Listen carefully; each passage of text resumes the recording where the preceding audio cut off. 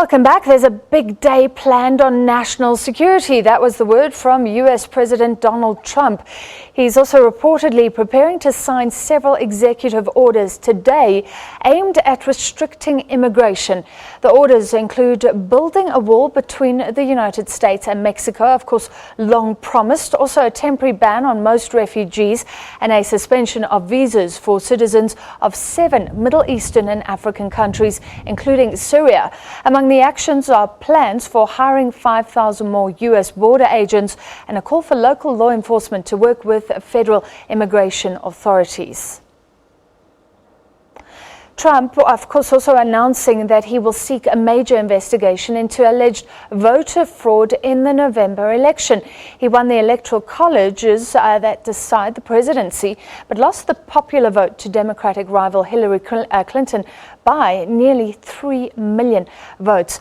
Let's see what's happening in the United States. A lot of flurry ahead of these planned signing of the executive orders. For more, we cross to our correspondent Bryce-Pease, who's in New York. Sherwin, thanks for joining us. There's talk of these restrictions on refugees. What exactly is expected to be signed?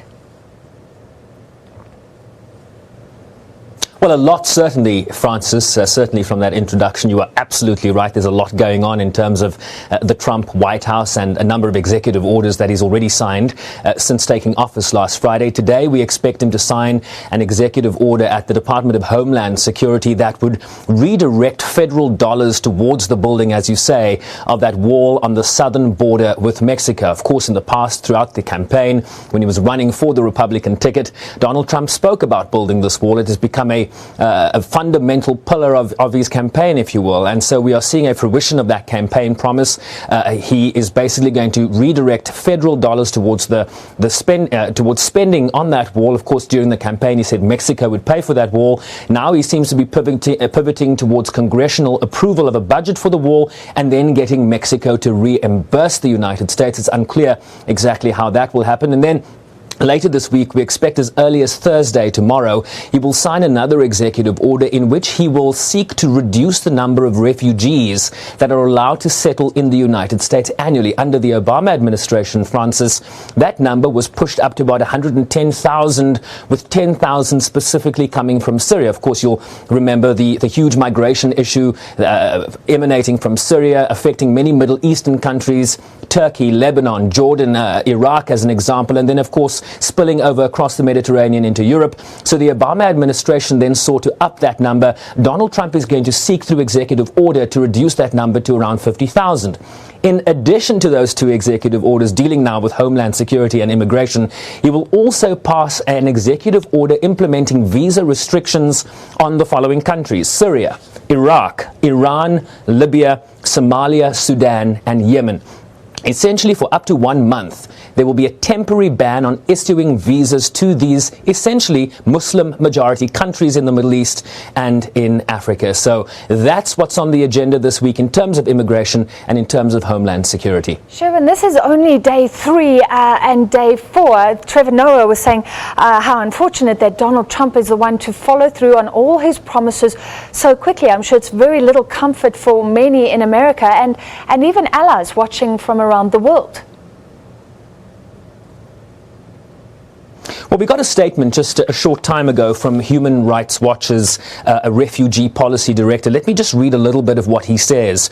In fact, many refugees who have been admitted to the United States, whether Syrian or from elsewhere, are the victims of terrorism and other persecution at a time when there are more displaced people around the globe than there have been since the end of World War II. A decision by the Trump administration to suspend the U.S. refugee program would not only abandon the U.S. leadership role in the world, but would also undermine efforts and commitments to important allies such as Jordan and Kenya. Of course, Kenya has the Dadaab refugee camp, one of the largest refugee camps in the world. So these executive actions, certainly from human rights groups, certainly from the protesters that we've already seen on the streets here. I mean, who can forget the record numbers we saw in Washington just this weekend? Over 1 million people turning out to protest, among other things, his views on climate change, his views on building this wall, his views on refugees entering the United States. So I think what you're seeing here is the beginning of a broad-based grassroots movement against the policies of this president. Of course, he is living up to what he said during his campaign. I mean, he's playing to the base here. This is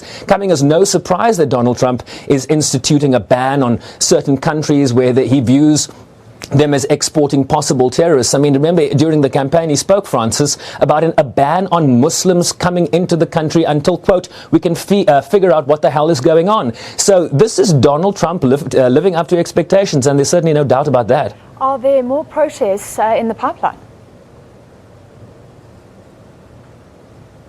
Absolutely. I mean, I think what we just saw this past weekend is the beginning. Remember, if you look back to November last year when Donald Trump was announced, the president, protests took to the streets around these United States. There's an emergency protest call in New York this evening at around 5 p.m. local time. It's around midnight South African time. They will meet in Washington Square Park. Last night, of course, they were again outside Trump Towers on Fifth Avenue here. So I think this is just the beginning. You are going to see a number of protests. This is the beginning of a grassroots movement. And again, as I say, in response to these executive orders on immigration, Francis, there's a call to action in New York again tonight. And I imagine, as these things tend to go, it starts in New York, it goes to Washington, and it spreads around the country. You might have also seen that there is a protester currently on a crane on a construction site quite close to the White House that has put up a banner that says resist. We believe this is a Greenpeace activist. And so you're going to see many different scenarios, many different elements of protests around the country to the policies of this president. Sure, and while this is all playing out, this president is disputing the results of the election that put him into power. What's the latest on that?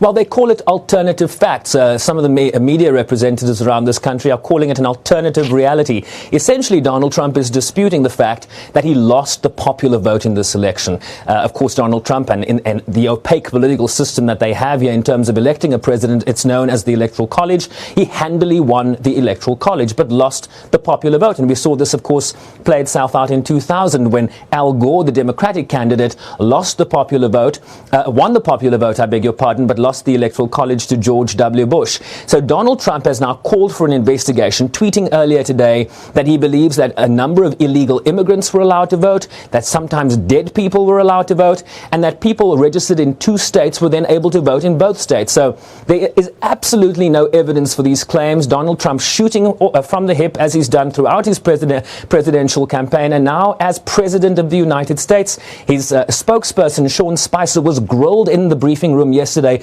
about these claims that there is absolutely no evidence to back it up. And he says the president is basing his views on the information that he is getting. Where is that information? Share that information. The White House has yet not doing that.